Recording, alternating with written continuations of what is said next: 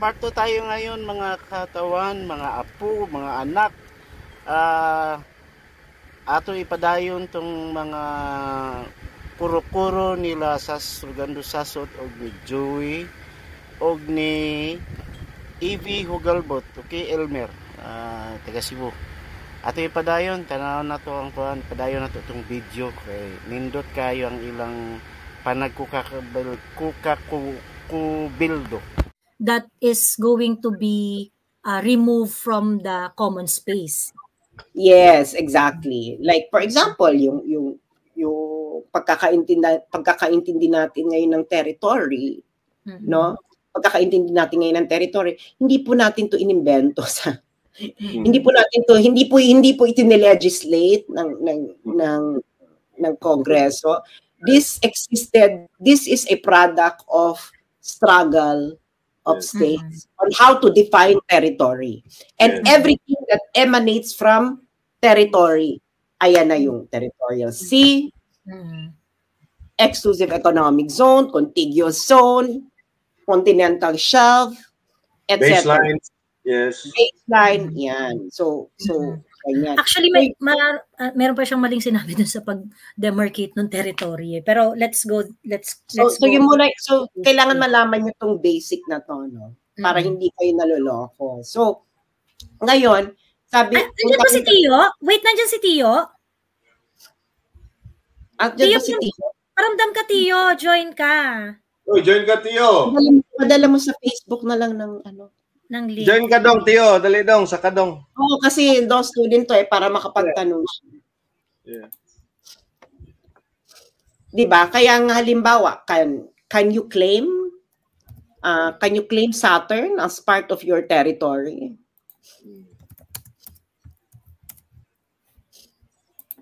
Umakyat ka na, Tio. Umakyat ka na, Tio, para makapagtanong ka, para may interlocutors dito na marami. Galing ako massage, gago. Pero naman na yun. Akyatin mo na si Tio. Ay, nasa ano mo na, nasa chat box mo na. Tio, umakyat ka. Kung hindi, i-reveal namin ang mga dark secrets mo. Alam mo naman ako, Tio, no? So ganun muna tayo. Blackmail to, Tio.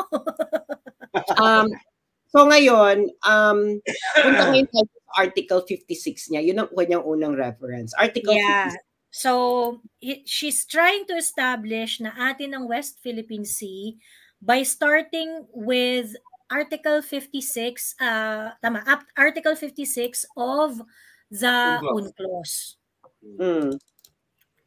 And Article 56 of UNCLOS talks about exclusive economic zone, rights and jurisdiction and duties of the coastal state in the exclusive economic zone. But let us not forget, let's take a look at Article 55. Specific legal regime of the exclusive economic zone. Ang sabi dito, the exclusive economic zone is an area beyond and adjacent to the territorial sea, subject to the specific legal regime established in this part, under which the rights and jurisdiction of the coastal state and the rights and freedoms of other states are governed by the relevant provision of this convention. Yes, so ano bang sinabi niya, Article 56? Article 56 yung pinagrelayan niya. So tama naman siya doon sa sinasabi niya kung ano nakapasok sa exclusive economic zone. Ang ano kasi nito, no, puntahan mo yung dulo ng part na yan. Article 15 na, hindi, sa pinakababa. Hindi niya to nabasa siguro.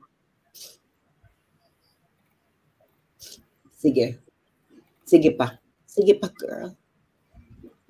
Sige pa. 75? Ayan, basahin mo yung 74. 74.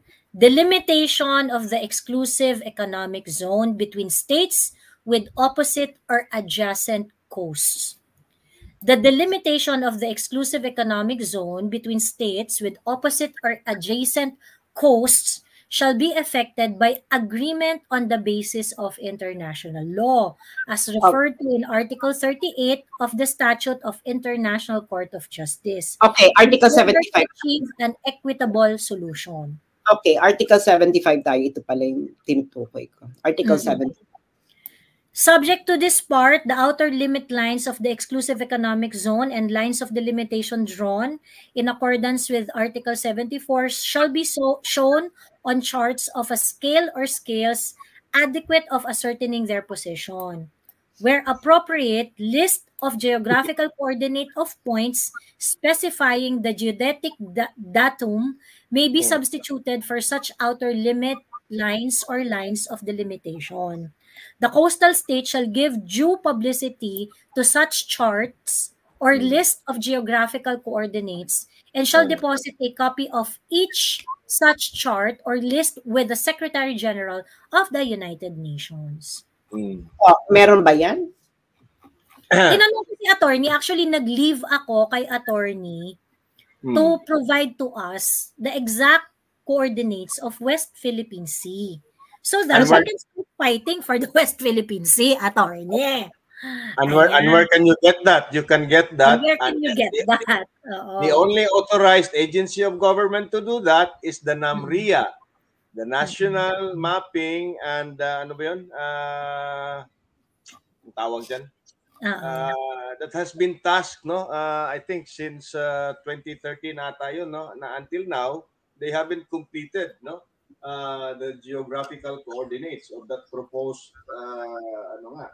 Well, you need to give the outer limit, no?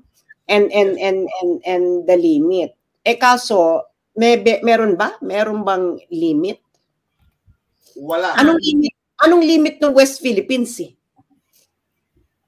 As far as I know, geographically wala. So pagsasabihin mo to, tinatanong ko yung mga kapamilya ko na mga marino, mga kapitan ng barko. Tinatanong ko sila if you have a copy of your navigational charts, official, na nag-delineate at nagpapangalan ng West Philippine Sea. Kasi may mga beses na nandyan sila pumapastro. Sabi nila wala. So, kailangan mo ng maritime zone notification. Meron ba tayong maritime zone notification sa United Nations? Wala. Meron tayo yung inano natin yung Benham Rice. Yan, yan. So, ito yung puntahan mo to, Joey, no? Bigay ko sa iyo yung listahan ng maritime zone notification ng United Nations para titingnan natin kung nandyan ba yung West Philippine Sea na tinatawag ni attorney. Okay? Kasi required yan ng UNCLOS. Sabi nyo, rule of law or required ng UNCLOS na eto, Joey, nasa ano mo na? Required ng UNCLOS na mag-deposit ka ng chart para masabi mo kung ano yung West Philippine Sea na yan. Okay.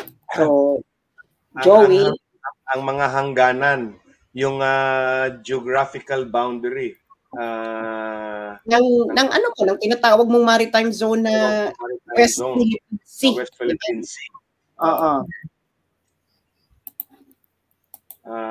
And it's the requirement as well when you file for the name to be recognized internationally. Darating pa tayo dyan, EB, kasi merong ibang international body para i-register mo yung pangalan. So, i-click mo yung Philippines. So, ito, ipakita mo yung heading, girl. So, ito po ang deposit ng maritime zones. Dito po niyo siya makikita sa Oceans and Law of the Sea ng United Nations, Division for Ocean Affairs and the Law of the Sea. At dito po kinokolekta ang mga charts. Kita mo, deposit of charts, di ba? Deposit of charts. So, ngayon, puntahan mo ngayon ang Philippines. Okay. Ayan.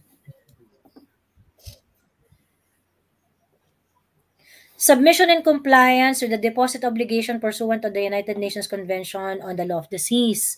Hindi mo na-share, Joey. Hindi na-share? Sorry. Wait. Teka. Ayan, ito yung lumabas na page. Philippines! Ayan.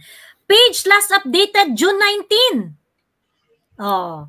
June 19 siya in-update, 2024. So ayan yung, okay, submission in compliance with the deposit of obligations, no?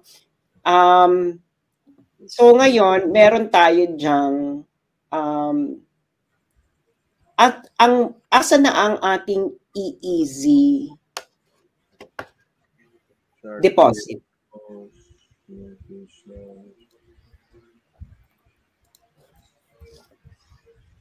Piracy, Indonesia. Ayan.